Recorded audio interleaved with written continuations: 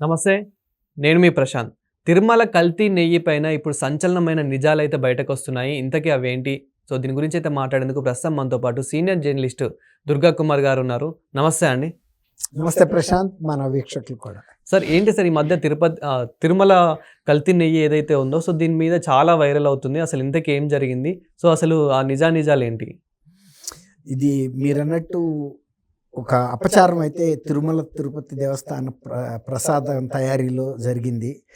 అది ప్రపంచవ్యాప్తంగా ఉన్న కోట్లాది హిందువుల మనోభావాల్ని బాగా దెబ్బతీసింది. తర్వాత అంటే మామూలుగా చిన్న విషయం అయితే అంత మనోభావాలు దెబ్బతినాల్సిన అంశం ఏం లేదు.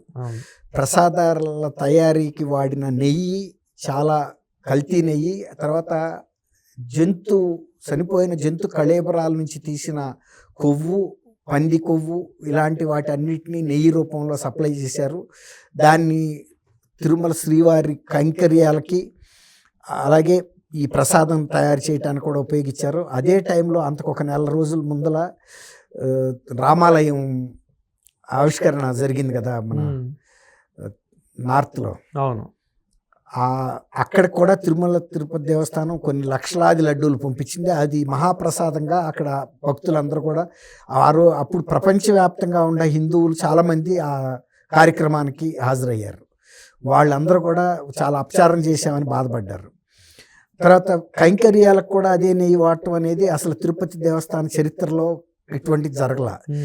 కల్తీకి ఏ డాల్డానో కలిపితే అంత బాధపడాల్సిన అంశం కాదు. లేకపోతే ఇంకేదన్నా పాల పదార్థాలకు సంబంధించినది అయితే కూడా బాధపడేవాళ్ళు కాదు. కానీ జంతు కళేబరానికి నుంచి తీసినటువంటిది అనేటప్పటికీ చాలా అప్సెట్ అయ్యారు.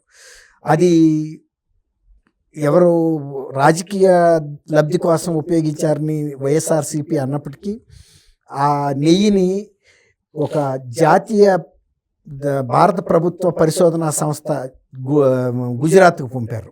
నేషనల్ డైరీ డెవలప్మెంట్ కార్పొరేషన్ వాళ్ళకి సంబంధించిన ల్యాబొరేటరీ. అంటే ఈ పాల పదార్థాలకు సంబంధించినటువంటి అథెంటిక్ ల్యాబొరేటరీ అది. వాళ్ళు అల్టిమేట్ అంత వాళ్ళ దగ్గర పరికరాలు ఉంటాయి. దాన్ని క్షుణ్ణంగా వాళ్ళు సమీక్షించి మన బ్లడ్ రిపోర్ట్ ఇచ్చినట్టు ఇవ్వగలరు. అలాగే ఇచ్చారు వాళ్ళు. ఇందులో ఏమేమి కలిసినాయి అనేది. అందులో దాన్ని తీవ్రంగా మనోభావాలు దెబ్బతిన్నప్పుడు దాన్ని రాజకీయ అంశంగా చేసినా కూడా దాని మీద సుప్రీంకోర్టుకి వెళ్తే సుప్రీంకోర్టు ఒక కమిటీ వేసింది, సిట్. అందులో సిబిఐ అధికారిని పెట్టింది, రాష్ట్ర పోలీస్ అధికారిని కూడా పెట్టింది. గత అక్టోబర్ నుంచి వాళ్ళు చాలా తీవ్రంగా దీని మీద పరిశోధనలు చేశారు. ఏదో ఆధారాలు లేకుండా చేయలేదు, అన్ని ఆధారాలు. అంటే ఇది ఒక 4 స్తంభాల ఆటలాగా జరిగింది. ఇది ఉత్తరాఖండ్లో కూడా దీని మూలాలు ఉన్నాయి. అక్కడ నుంచి ఇక్కడ ఈ సంస్థ కొనుక్కొచ్చింది ఏఆర్ డైరీ. వాళ్ళు 355 రూపాయలకి 2300 కిలోమీటర్ల అవతలున్న ఉత్తరాఖండ్లో కొని ఇక్కడ తీసుకొచ్చి 319 రూపాయల 80 పైసలకి టీటీడీకి ఎలా ఇస్తారు? వాళ్ళు కొనేదే 355 కూడా తక్కువ రకం ఏదైనా కల్తీ నెయ్యి అయి ఉండాలి. ఇంకా తగ్గించి ఇంత రవాణా ఛార్జీలు భరించి ఇక్కడ 319 రూపాయల 80 పైసలకి ఇస్తున్నారంటే వాళ్ళు ఒకటే అనుకున్నారు, ఏదైనా కలిపి మనం సప్లై చేసి ఇందులో కూడా లాభం పొందొచ్చు. మామూలుగా అయితే 500 రూపాయలకి తక్కువ అయితే అసలు ఆవు నెయ్యి గిట్టదనేది. టీటీడీ కూడా సొంత డైరీ ఉంది. అంటే పూర్తిగా అంటే 10 లక్షల కిలోల ఉత్పత్తి చేసే సామర్థ్యం ఆ డైరీకి లేదు.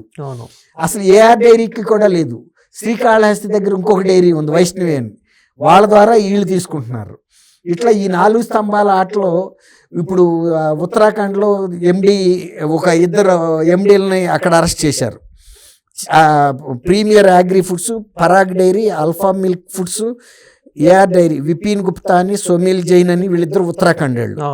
అపూర్వ చావడానేమో రాజశేఖర్ ఇక్కడ శ్రీకాళహస్తికి చెందిన వాళ్ళు. ఈ రాజశేఖర్ అనే అతను ఏఆర్ మద్రాస్ తమిళనాడుకి చెందిన వ్యక్తి. వీళ్ళని గత రాత్రి 10:30కి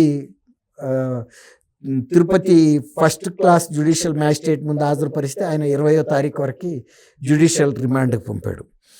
అసలు ఇంకోటి ఏంటంటే, అసలు ఇలాంటి నెయ్యి సప్లై చేయటానికి టీటీడీ పాలక మండలి ఎలా అనుమతించింది అనేది పెద్ద పాయింట్. వాళ్ళకి అంతకు ముందల నుంచి నందిని డైరీ అంటే కర్ణాటకకు చెందినటువంటి రాష్ట్ర ప్రభుత్వ సంస్థ. మన ఆంధ్రప్రదేశ్లోను తెలంగాణలో విజయ డైరీ ఎట్లాగో అది ప్రభుత్వ పారిశ్రామిక అభివృద్ధి సంస్థ. వాళ్ళ దగ్గర నుంచి తీసుకోకుండా అందులో కర్ణాటకలో మంచి ఇవి మన దేశీయ ఆవులు ఉంటాయి, జెర్సీ ఆవులు ఉంటాయి, ఆవు పాలు ఉత్పత్తి ఎక్కువ ఉంటుంది అక్కడ.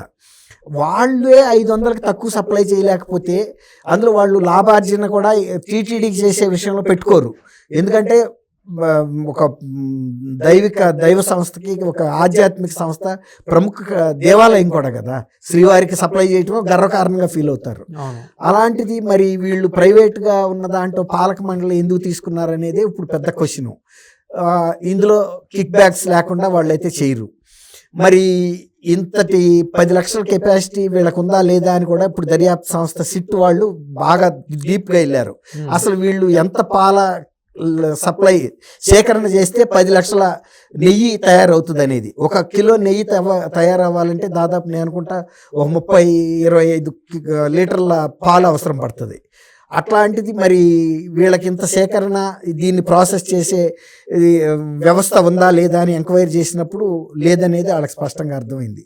అందుకే వీళ్ళు ఉత్తరాఖండ్ నుంచి తెప్పించుకున్నారనేది.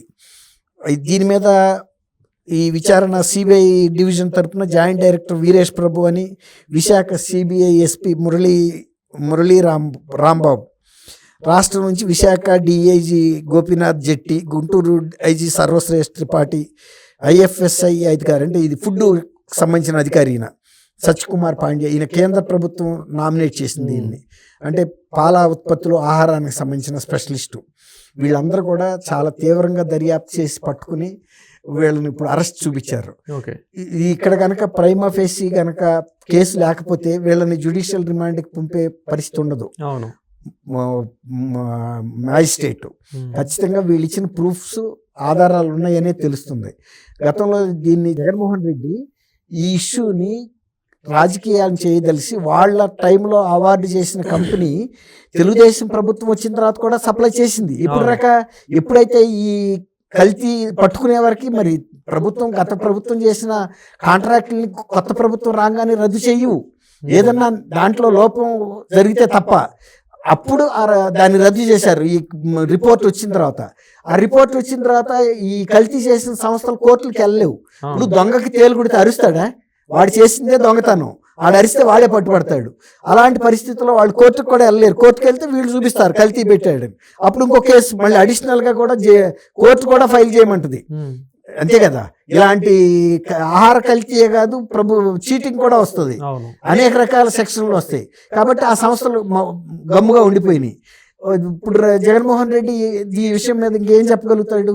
ఇప్పుడు ఏదన్నా అనేటప్పుడు తర్వాత ఇంకోటి, చంద్రబాబు నాయుడు గారు దీన్ని రాజకీయం చేయడానికి శ్రీవారిని ఎందుకు ఉపయోగించుకుంటాడు? ఆయన శ్రీవారి భక్తుడు, శ్రీవారి దయతోనే బతికానని చెప్తాడు. ఆ ల్యాండ్ మైన్ పెట్టినప్పుడు కూడా ఒకసారి హెలికాప్టర్లు కూలిపోయినప్పుడే మనుషులు తునాతునకలు అయిపోయారు. అది మరి చంద్రబాబు నాయుడు గారు ఆ ల్యాండ్ మైన్ అప్పుడు బుల్లెట్ ప్రూఫ్ వెహికల్ కూడా తునాతునకలు అయిపోయినా కూడా మరి ఆయన సేఫ్గా బయటపడ్డాడు. కాబట్టి ఆయనకి శ్రీవారి విషయంలో రాజకీయం చేస్తే జరిగే పరిణామాలు ఏంటో తెలుసు. కాబట్టి ఇందులో ఆయన రాజకీయం చేయలేదనేది ఇప్పుడు ఈ కేసు ఇన్వెస్టిగేషన్లో వచ్చిన ఫలితాలు కూడా రుజువు చేస్తున్నాయి. కాబట్టి బట్టకాల చిత్రాల మీద వేసి రాజకీయ పబ్బం గడుపుకుంటామంటే కుదరదు ప్రశాంత్ గారు ఎవరైనా. Thank you sir. Thank you Prashant, మన వీక్షకులకు.